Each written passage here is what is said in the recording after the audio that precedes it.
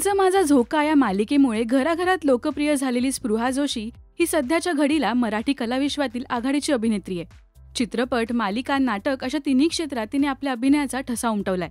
लहान वयातच स्पृहाने रंगभूमीवर काम करायला सुरुवात केली होती. अभिनयाप्रमाणे स्पृहा खूप सुंदर कविता सुद्धा लिहिते.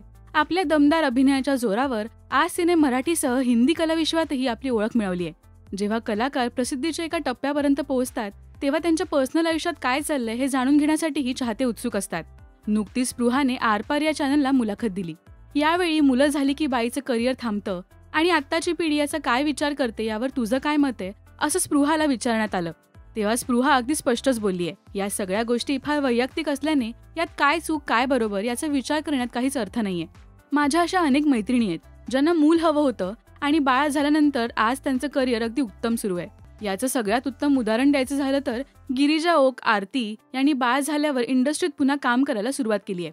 काहींचे विचार याच्या उलट असतात. माझ्या बाबतीत असं झालं की मी माझ्या आयुष्याच्या प्रत्येक टप्प्यात कामच करत होते. काम उत्तम सुरू असताना मध्ये ब्रेक घेऊया असं मला आणि वरदला जाणवलं नाही. बाळाचा निर्णय हा आमचा एकत्र ठरवून घेतलेला निर्णय आहे.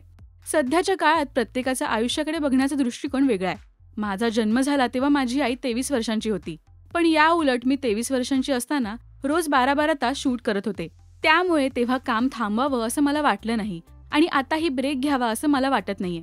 बरं, मुलं झाल्यावर परत 2 वर्षांचा ब्रेक असेल, पुढे काम मिळेल नाही मिळेल असा कोणताच विचार यामागे नाहीये.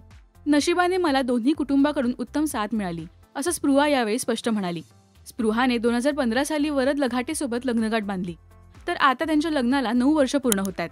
दोघंही एकमेकांना त्यांच्या करिअरमध्ये उत्तम सपोर्ट करतात. तुम्हाला स्पृहाच्या या वक्तव्याबद्दल काय वाटतंय हे आम्हाला कमेंट्समधून नक्की सांगा.